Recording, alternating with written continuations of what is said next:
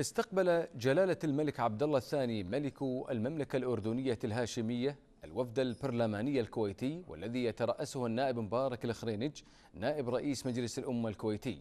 كما قام الوفد البرلماني بزيارة إلى مجلس النواب الأردني لبحث سبل التعاون بكافة المجالات.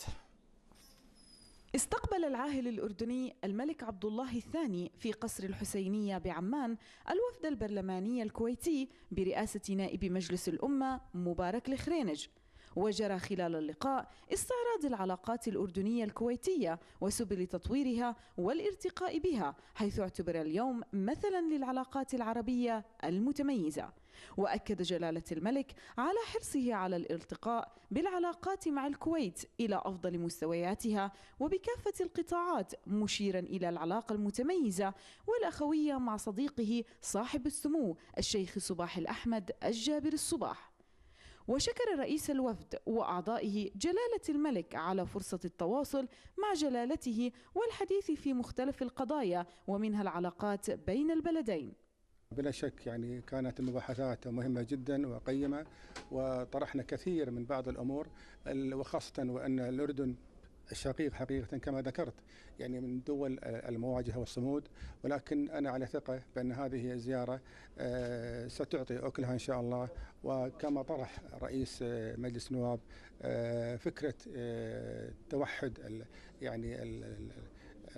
الخلافات الإسلامية فيما بينها، لأن ما نختلف عليه كأمة إسلامية يجب أن يؤجل وأن نتفق على ما نتفق عليه، لأن كأمة إسلامية يجب أن نوحد جهودنا لما يحصل الآن من إرهاب، وهذا الإرهاب القادم الذي لا يعرفه لا مذهب ولا طائفة ولا دين. يجب أن نتوحد صفوفنا لمحاربة هذا الإرهاب الذي يحصل الآن في دولنا العربية. وتواصلت المباحثات الأردنية الكويتية في عدد من القضايا المشتركة، حيث التقى الوفد البرلماني الكويتي برئاسة نائب رئيس مجلس الأمة مبارك الخرينج مع رئيس مجلس النواب الأردني المهندس عاطف الطراونة لمناقشة سبل تعاون البلدين في كافة المجالات، وعلى رأسها مكافحة الإرهاب وتبني مشروع برلماني لتوحيد وتقريب الأفكار بين الطوائف الدينية لنبذ العنف والتطرف.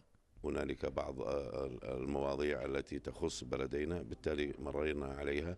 أيضا هنالك مقترح تقدمنا فيه بأن نرفع هذا المقترح إلى اتحاد البرلمان العربي، عل وعسى أن يكون له صدى وأن يخفف من التوتير والتأزيم الذي يتم في المنطقة بالظروف الاستثنائية ويستغل لأهداف سياسية لا تخدم دول المنطقة ولا الإقليم. وترتبط الكويت والأردن بعلاقات توأمية تشاركية تاريخية متجذرة، والتي تؤكد على متانة وعمق الشراكة الاستراتيجية والتعاون في كافة المجالات، والتي تصب في صالح البلدين الشقيقين. فرع عطيات، تلفزيون دولة الكويت، عمان.